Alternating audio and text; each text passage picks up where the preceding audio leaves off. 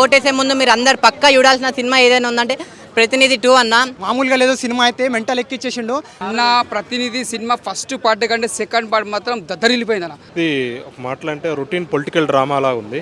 So ప్రతినిధి 2 అంటే రాజకీయత్తులు ఎలాగుంటా వాళ్ళ జనాన్ని ఎలా మోసం చేస్తారో దానికోసం తీసిన సినిమా, జనం కోసం, సొసైటీ కోసం తీసిన సినిమా ఇది. సినిమా రిలీజ్కి ముందు అనేక రకాల అపోహలు, అనుమానాలు, అభిప్రాయాలు ఉన్నాయి.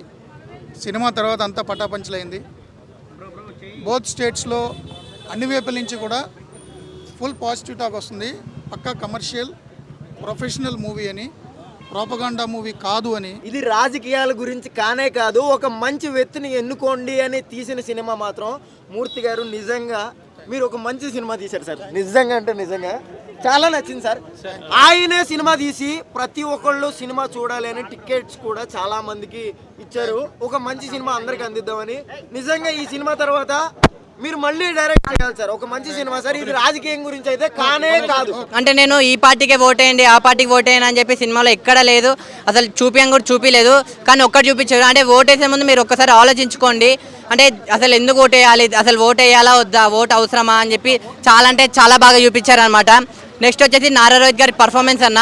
అంటే తన పర్ఫార్మెన్స్కి, ఆ జర్నలిస్ట్ క్యారెక్టర్కి నాకు చాలా అంటే చాలా బాగా సెట్ అయింది. నాకు చాలా అంటే చాలా బాగా నచ్చింది. నెక్స్ట్ దినేష్ తేజ్ అని చెప్పి ఒక అతను ఉంటాడు, తన క్యారెక్టర్ కూడా చాలా అంటే చాలా బాగుందన్న. నెక్స్ట్ వచ్చేసి మన ఉదయ్ భాను గారి క్యారెక్టర్ చాలా రోజుల తర్వాత చాలా మంచి సినిమా వచ్చింది. సో నిజంగా తనని యాంకర్గా చూసాం, తన టీవీ హోస్ట్గా చూసాం, కానీ తనకు ఒక మంచి క్యారెక్టర్, తన మంచి రోల్ వచ్చింది. నెక్స్ట్ అజయ్ ఘోష్ గారి కామెడీ అవ్వచ్చు, నెక్స్ట్ మన పృథ్వీ గారి రోల్, ఇంద్రజ గారి రోల్ అవ్వచ్చు, ఇవన్నీ రోల్స్ కానీ చాలా అంటే చాలా బాగా చూపించారు. ప్రతి ఒక్కరు ఏమనుకుంటారు అంటే సినిమా చూసిన తర్వాత రాజకీయ నాయకుల గురించి ఉందని కాదు, ఆ పార్టీ గురించి ఈ పార్టీ గురించి అని ఉందని అనుకుంటారు. బట్ అది తప్పు, మూమాటికి తప్పు. ప్రతి ఒక్కరు ఎందుకోసం ఓటేయాలి, ఎవరికి ఓటేయాలి, ఏ రాజకీయ నాయకుడిని ఎంచుకోవాలి అనేది సినిమా కాన్సెప్ట్. అందుకని నేను చెప్పేది ఏంటంటే ఈ సినిమా చూడండి. ఇప్పుడు ఈరోజు డేట్ వచ్చేసి 10, ఇంకా మీకు 3 రోజుల టైం ఉంది, సమయం ఉంది. ఆ 3 రోజుల ఓటింగ్కి 3 రోజుల టైం సమయం ఉంది. కాబట్టి ఇప్పుడు ఆ సినిమాని చూసి తర్వాత ఒక మంచి రాజకీయ నాయకుడిని ఎంచుకొని మన యొక్క రాష్ట్రాన్ని కాపాడుకోండి. ఒక మంచి రాజకీయ నాయకుడిని, ఒక సీఎంని చేయండి అనేది నేను విన్నపం చేస్తున్న ప్రేక్షకులకు, ప్రజలకి, అందరికీ. అన్న. ప్రతినిధి సినిమా ఫస్ట్ పార్ట్ కంటే సెకండ్ పార్ట్ మాత్రం దద్దరిల్లిపోయింది అన్న. అంటే ఫస్ట్ పార్ట్ ఎట్లా ఉందంటే దానికంటే ఇది మంచిగా ఉంది సినిమా. అంటే ఇది అర్థం చేసుకోవాలి, ఎందుకంటే ఇది ఒక పొలిటికల్గా చూసుకోవద్దు. ఇది ఒక సినిమా వెళ్ళిపోతుంటే ఒక ఫ్యామిలీ నుంచి, ఒక లవ్ స్టోరీ నుంచి, ఒక కామెడీ నుంచి అట్లా అట్లా అట్లా వెళ్ళిపోతుంది. నీకు ఒక సినిమా పొలిటికల్ సినిమా అంతా అట్లా ఉండదు. ఇది ప్రతినిధి అంటే టైటిల్ అర్థం చేసుకోండి, దాని తగ్గట్టు సినిమా ఉంటుంది. ఇది ఎవరైతే ఓన్లీ పొలిటికల్ జోనర్స్ ఇష్టపడతారో వాళ్ళకి బెటర్గా అనిపించింది సినిమా. మిగతా వాళ్ళు better to skip the movie. మేజర్గా వచ్చేసి సినిమాలో నారా రోహిత్ గారి సెటిల్డ్ పర్ఫార్మెన్స్ బాగుంది. ఇంటర్వెల్లో ట్విస్ట్ కూడా బాగుంది. ముఖ్యంగా దీన్ని చెప్పుకోవాల్సింది ఏంటంటే BGM. Without BGM movie flop అనే చెప్పొచ్చు 100%. బీజిఎం అట్లా హైలైట్గా ఉంది, అంత హైలైట్గా ఉంది. ఈ డైరెక్టర్ మూర్తి గారు రియల్ లైఫ్లో జర్నలిస్ట్గా ఎలా అయితే ఒక న్యూట్రల్గా ఉన్నాడో, ఒక పార్టీకి అనుకూలంగా లేకుండా ఎలా అయితే సక్సెస్ఫుల్గా జర్నలిస్ట్గా తన అధ్యాయాన్ని పూర్తి చేసుకున్నాడు, అట్లానే డైరెక్టర్గా కూడా ఏ పార్టీకి అనుకూలంగా తీయలేదు సినిమా. కానీ ఒక్క క్లైమాక్స్ విషయం వచ్చేసరికి కొన్ని డైలాగ్స్ మాత్రం జగన్ క్యాంటీలాగా అనిపించినాయి. మనం చేయాల్సిందంతా చేసాము, సంక్షేమ పథకాల పేరుతో బిస్కెట్లన్నీ వేసేసాము, ఇంకా అర్జెంటుగా ఇంకేదైనా శవం లేపాలి అన్న ఫార్మేట్లో ఉంది లాస్ట్లో. ఇది జగన్ని గుర్తు చేసేలాగా ఉన్నాయి. ఎందుకంటే మన గతంలో 2009లో కావచ్చు, 19లో కావచ్చు, తండ్రి బాబాయ్ చనిపోతే ఒక శవరాజకీయం ఎలా అయితే ఉందో అట్లానే లాస్ట్లో క్లైమాక్స్లో అనిపించింది తప్పితే మిగతా అంతా ఏ పార్టీకి అనుకూలంగా ఉన్నట్టు అనిపించలేదు. ఇది థింక్ ఆఫ్ ప్రేక్షకుల మైండ్ సెట్ మీద ఉంటుంది. ఇది ఇలా థింక్ చేసే వాళ్ళకి యాంటీగా అనిపిస్తుంది, మిగతా వాళ్ళకి ఏం అట్లా అనిపించలేదు, ఒక న్యూట్రల్గానే అనిపించింది. టీవీపై మూర్తి గారు అయితే రాసుకున్న కథ కావచ్చు, డైలాగులు కావచ్చు, స్క్రీన్ ప్లే కావచ్చు, అంతా కూడా జనం కోసమే. ఎక్కడ బోర్ కొట్టకుండా ఫస్ట్ నుంచి లాస్ట్ వరకు మనం ఎంగేజ్ అయ్యే, మనం ఫీల్ అయ్యేలాగా చాలా సస్పెన్స్గా అనిపించింది అన్న. దానికి తోడు ఆ కథకి, ఆ స్క్రీన్ ప్లే తగ్గట్టు సాగర్ గారు బ్యాక్గ్రౌండ్ అయితే మాత్రం చించేశారు. ప్రతి సీన్లోనే పనితనం కనపడుతుంది. బ్యాక్గ్రౌండ్ అయితే సూపర్. ఇంకా ఇంటర్వల్ ట్విస్ట్ అయితే మాత్రం నెక్స్ట్ లెవెల్ అనిపిస్తుంది అన్నమాట. ఇంకా ఎవరు ఎక్స్పెక్ట్ చేయారనమాట. ఇంకా క్లైమాక్స్లో ఆ రివీల్ చేసే ఏదైతే విలన్ ఎవరైతే రివీల్ చేసే సీన్ అయితే ఉందో, ఆ సీన్ 10 నిమిషాలు మనకి ఇంకా తల తిప్పనవదన్నమాట. సో ఒక డ్రామా, ఒక పొలిటికల్ డ్రామా, ఒక సస్పెన్స్ థ్రిల్లింగ్ అనమాట. ఒక మంచి హారర్ సినిమా చూస్తున్నాడు అనిపిస్తుంది లోపల. ఎక్కడ మనకు బుర్ర తిప్పిన ఫస్ట్ నుంచి 2.5 గంటల సేపు సీట్ ఎత్తుని కూర్చొని చాలా ఎంగేజ్ చేస్తే ఎటువంటి సిల్లీ థింగ్స్, ఎటువంటి లూజ్ కామెడీ లేకుండా సీరియస్గా వెళ్ళిపోతుంటుంది ఒక పొలిటికల్ డ్రామా కంపెనీ ఇది. ఇంకా నారా రోహిత్ గారు కొంచెం బొద్దుగా కనిపించిన ఆయన యాక్టింగ్ కానీ స్కిల్స్ కానీ చాలా బాగుంది. కంబ్యాక్ గట్టిగా ఇచ్చారు. ఆ ఫైట్లు కానీ రాసుకున్న స్క్రీన్ ప్లే కానీ అంతా కూడా సూపర్ అనమాట. ఎక్కడ బోర్ అయితే కొట్టనవుతున్నా ఒక మ్యూజిక్ ఎంజాయ్ చేస్తాం, సస్పెన్స్ సీన్స్లో ఎంజాయ్ చేస్తాం. ఫస్ట్ నుంచి ఫస్ట్ హాఫ్ మన సొసైటీ కోసం ఉంటుంది, సెకండ్ హాఫ్ ఆ మిస్టరీ కోసం రివీల్ చేసి ఆ సీన్స్ ఏదైతే డీటెయిలింగ్ ఉందో అదైతే సూపర్ అనమాట. ఫస్ట్ ఆఫ్ ఆల్ టీవీ మూర్తి గారు కన్వే చెప్పారు, ఎందుకంటే ఫస్ట్ సినిమా అనుకోలేదు నేనైతే, అంత బాగా చేశారు డైరెక్షన్ అయితే. మన నారాజు అయితే కంబ్యాక్ మూవీ అని చెప్తాను, ఎందుకంటే ఏ పార్టీని ఇన్వాల్వ్ చేయకుండా స్టోరీ అయితే నాకు బాగా చాలా బాగా నచ్చిందన్న. ఒక ఏ పార్టీని ఇన్వాల్వ్ చేయకుండా మంచిగా చూశారు. ఓట్ ఎలక్షన్ టైం కాబట్టి ఇప్పుడు మన తెలంగాణ ఆంధ్రప్రదేశ్ రెండు జరుగుతుంది, ఏ పార్టీని ఇన్వాల్వ్ చేయకుండా తీశారు. సినిమా అయితే ఓవరాల్గా గుడ్ మూవీ అయినా, ఒక పొలిటికల్ డ్రామా, ఒక సోషల్ మెసేజ్. ఎక్కడ కూడా కాంప్రమైజ్ అవ్వలేదు. షూట్ అప్పుడు కూడా మా డిఓపి కానీ, ఆర్ట్ కానీ, మ్యూజిక్ కానీ అందరూ all technicians, fight masters, choreographers అందరూ బాగా కోఆపరేట్ చేశారు. నా రైటింగ్ డిపార్ట్మెంట్ కానీ, డైరెక్షన్ డిపార్ట్మెంట్ కానీ, కో డైరెక్టర్ కానీ అందరూ కోఆపరేట్ చేశారు. నేను ఫస్ట్ టైము, మీ అందరికీ తెలుసు, సినిమాలో నేను మోస్ట్ జూనియర్ యూనిట్లో, అందరూ సీనియర్లు, మంచి ఆర్టిస్టులు. ప్రొడ్యూసర్ కూడా జర్నలిస్టు కుమార్ రాజా ఆంజనేయులు, సురేంద్రనాథ్ బొల్లేని గారు కూడా మీడియాకి సంబంధించిన వ్యక్తి. కాబట్టి ఒక ప్యాషన్తో జర్నలిస్ట్ని హీరోగా చూపించాలనే ఉద్దేశంతో ఎక్కడ కాంప్రమైజ్ అవ్వకుండా చేసిన సినిమా. అండ్ ఆర్టిస్టులు కూడా మీరు చూసుంటారు ఈ సినిమాలో. దినేష్ తేజ్ అద్భుతమైన పర్ఫార్మెన్స్, చాలా మంచి character. So is like my brother. And Nani garu thank you so much sir, మంచి డిఓపి, చాలా బాగా ఇచ్చారు. అండ్ రాజా ప్రొడ్యూసర్ ఎక్కడ కాంప్రమైజ్ అవ్వలేదు ప్రొడక్షన్ వాల్యూస్లో, ఈయన కూడా జర్నలిస్ట్. సో అందరి ఎఫెక్ట్ వల్ల సినిమా అవుట్పుట్ బాగా వచ్చింది. జై జవాన్ జై కిసాన్ అంటాం మనం. దేశం కోసం రైతు ఎంత ఇంపార్టెంటో, సైనికుడు ఎంత ఇంపార్టెంటో నా ఉద్దేశంలో ఇప్పుడు డిజిటల్ టెక్నాలజీ పెరిగిపోయిన తర్వాత, డిజిటల్ మీడియా వచ్చేసిన తర్వాత ఫేక్ న్యూస్ స్ప్రెడ్ అయిపోయి దేశంలో అల్లకల్లోలు జరగకుండా ఉండాలంటే ఒక సైనికుడు ఎంత ముఖ్యమో, అన్నం పెట్టే రైతు ఎంత ముఖ్యమో, జర్నలిస్ట్ కూడా అంతే ముఖ్యం అనే కాన్సెప్ట్తో ఈ సినిమా తీసాం. మేము జర్నలిస్ట్ కాబట్టి, ప్రొడ్యూసర్స్ కూడా జర్నలిస్ట్ కాబట్టి. అండ్ రిలీజ్ ట్రైలర్ చంద్రబాబు గారితో లాంచ్ చేయించాం.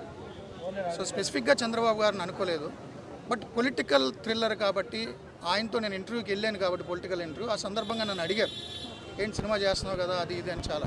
అప్పుడు ఆయన చూపించి ఆయనతో చేయించి, అంటే స్పాయిలర్ నేను చేయలేను. సినిమా చూస్తేనే లాస్ట్లో ట్విస్ట్లు బాగుంటాయి, అందుకని నేను ఇప్పుడు స్టోరీ రివీల్ చేయలేను. సో ఇది కంటిన్యూ అవుతుంది అయితే? నాకు మా చైర్మన్ గారు చాలా సహకరించారు, నా ప్రొడ్యూసర్స్ చాలా హెల్ప్ చేశారు కాబట్టి నేను రెండు బ్యాలెన్స్ చేయగలిగాను.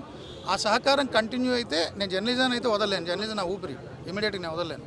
బట్ సినిమా ప్యాషన్ బ్యాలెన్స్ చేసుకోగలిగితే ఖచ్చితంగా పర్సూ చేస్తారు. దినేష్ తేజ్కి చాలా ఇంపార్టెంట్ క్యారెక్టర్. నేను ఎందుకు థ్యాంక్స్ చెప్తున్నానంటే, మా ప్రొడ్యూసర్స్ మేము అందరూ అనుకున్నాం సో అండ్ సో క్యారెక్టర్ ఎవరు చేయాలంటే నేను ఎవరికి ఏం చెప్పలే. రేపు షూట్ అంటే నేను దినేష్కి ఫోన్ చేశా. ప్లేబ్యాక్ సినిమాలో నాతో పాటు యాక్ట్ చేశాడు. ప్లేబ్యాక్ నన్ను యాక్ట్ చేయించిన మొదటి డైరెక్టర్ హరిప్రసాద్ జక్క, సుకుమార్ గారి క్లోజ్ ఫ్రెండ్. ఆయన సినిమాలో నన్ను యాక్ట్ చేయించినప్పుడు నేను చూసా సెట్ ఎలా ఉంటుంది, డైరెక్షన్ ఎలా ఉంటుంది. కాబట్టి నాకు దినేష్ క్లోజ్ కాబట్టి దినేష్ నాకు ఫోన్ చేశాడు. ఫస్ట్ లుక్ బాగుంది సార్ అంటే, నేను నీకు విషయం చెప్తా అన్న, రేపు షూట్ అంటే ఈరోజు ఫోన్ చేసి సెట్కి వచ్చే అన్న. క్యారెక్టర్ కూడా చెప్పలా, సెట్కి వచ్చి యాక్ట్ చేశాడు. చిన్ను థ్యాంక్ యూ, నన్ను నమ్మావు. ప్రొడ్యూసర్లు నన్ను నమ్మారు, ఆర్టిస్టులు నన్ను నమ్మారు, అందరూ సీనియర్లు అందరూ నన్ను నమ్మారు, డిఓపి నన్ను నమ్మారు. అండ్ ఆల్ టెక్నీషియన్స్, చిత్రం అందరూ, ఒక్కళ్ళ పేరు కాదు, ఆర్ట్ డైరెక్టర్ గారు, అందరి సహకారం వల్ల మోస్ట్ జూనియర్ అయిన నేను ఫస్ట్ టైం డైరెక్షన్ స్టేజ్లో కూర్చుని మానిటర్ దగ్గర కూర్చున్నప్పుడు పర్ఫెక్ట్ కాన్ఫిడెన్స్తో చేయగలిగాను వీళ్ళందరి సహకారం. నేను అదే చెప్తున్నాను, మనం డెమోక్రసీలో ఉన్నాము. మనకి అవునన్నా కాదన్నా, ఇష్టం ఉన్నా ఇష్టం లేకపోయినా రాజకీయ వ్యవస్థే మన జీవితాన్ని శాసిస్తుంది. అమ్మా నాన్నలకు మీరు పుట్టినా కానీ, నువ్వు పుట్టావు అని నీకు పుట్టిన ధృవీకరణ పత్రం ఇవ్వాల్సింది ప్రభుత్వమే. నువ్వు చనిపోయినా కానీ, చనిపోయిన దాన్ని నీ పిల్లలకి వారసత్వం రావాలంటే నువ్వు చనిపోయిన సర్టిఫికేట్ కూడా గవర్నమెంటే ఇవ్వాలి. పుట్టిన దగ్గర నుంచి చచ్చిన వరకు నీ పెళ్ళిళ్ళ రిజిస్ట్రేషన్ కూడా గవర్నమెంటే చేయాలి. నీ పిల్లలు ఎక్కడ చదవాలో కూడా గవర్నమెంటే చెప్పాలి. నీకు నచ్చినా నచ్చకపోయినా, నీకు రాజకీయాలు ఇష్టం ఉన్నా లేకపోయినా, నువ్వు ఓటేసినా వేయకపోయినా, నీ జీవితాల మీద, నీ తర్వాత తరాల మీద కూడా కూర్చుని శాసించేవాడు రాజకీయ నాయకుడు. వాడు మంచోడో చెడ్డాడో ఎంపిక చేసుకునే హక్కు నీకుంది. అది ఎంపిక చేసుకోకుండా జీవితం అంతా నా జీవితం ఎలా అయింది, నా పిల్లల జీవితం ఎలా అయింది, ఉద్యోగాలు లేవు, ఉపాధి లేదు, పన్నులు పెరిగిపోయినాయి, ఈ తోటకూర ఏడుపులు ఆపేయండి. వెళ్ళి మంచోడు ఎవడో ఎన్నిక కలిసి ఓట్ చేయండి. అది నేను ప్రజలకు చెప్పాను. ఇప్పుడు ఆ మూవీ చూడటం జరిగింది. మూర్తి గారు ఫస్ట్ టైం అయినప్పుడు కూడా టేకింగ్ కానీ బ్రహ్మాండంగా ఉంది. ముఖ్యంగా చెప్పాలంటే సెకండ్ హాఫ్ ఎక్సలెంట్గా తీయడం జరిగింది. అంటే రాజకీయాల్లో కుట్ర కోణాలు ఎలా ఉంటాయి, గెలుపోవటములకు సంబంధించి స్ట్రాటజిస్టులు బ్యాక్ ఎండ్లో ఎలా చేస్తారనేది చక్కగా చూపించడం జరిగింది. అదేవిధంగా జర్నలిజం విలువలు కూడా ఎలా ఉంటుంది, జర్నలిస్టు తలుచుకుంటే ఎలా ఉంటుంది, రాజకీయాలను ఎలా మారుస్తారని చెప్పడం కూడా జరిగింది. నారా రోహిత్ గారికి అంటే మంచి టాలెంటెడ్ ఆర్టిస్ట్ అండ్ హీరో. నాకు ప్రతినిధి ఫస్ట్ మూవీ కంటే సెకండ్ ఇంకా హైలైట్ అనిపించింది. విజువల్ పరంగా కానీ ప్రొడక్షన్ వాల్యూస్ చాలా బాగున్నాయి. మనం మళ్ళీ ఇంకోటి మన TV9 జర్నలిస్ట్ గారు ఏమంటారు ఇప్పుడు డైరెక్టర్ అయ్యిండు. నాకు TV5 మూర్తి గారు చాలా బాగా డైరెక్షన్ చేసిరు. అసలు ఈయనకి ఇంత మంచి టాలెంట్ ఉన్నది అనుకోలేదు. ఎప్పుడు ఏమంటారు ప్రశ్నించడము జర్నలిజమే కాకుండా ఇలా డైరెక్షన్ టాలెంట్ కూడా ఉందని అసలు మెయిన్ మూర్తి గారి గురించి వచ్చిన ఎట్లా డైరెక్ట్ చేసిన అని. ప్రతినిధి ఫస్ట్ కంటే సెకండ్ ఇంకా చాలా బాగుంది. ప్రతినిధి 3 కూడా వస్తుంది. లాస్ట్కి రివీల్ చేసి TV5 మూర్తి గారే. బ్యాక్గ్రౌండ్స్ మ్యూజిక్ మాత్రం స్వర్ణసాగర్ అంట, ఎవరో కొత్త మ్యూజిక్ డైరెక్టర్ అనుకుంటా.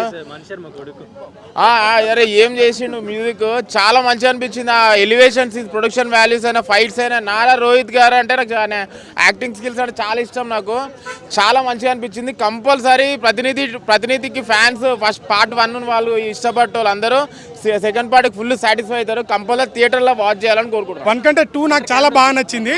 సో దానికి కంటిన్యూటీగా చేశారు. నిజంగా సినిమాని అయితే చాలా బాగా చూపించారు.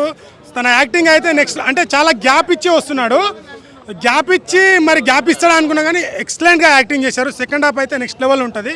మ్యూజిక్ కానీ ట్విస్టులు కానీ చాలా బాగా, అంటే రాజకీయ నాయకులు మంచి చేస్తూ కానీ తమ బ్యాక్ సైడ్ ఏం కుట్ర చేస్తారనేది చాలా బాగా చూపించారు.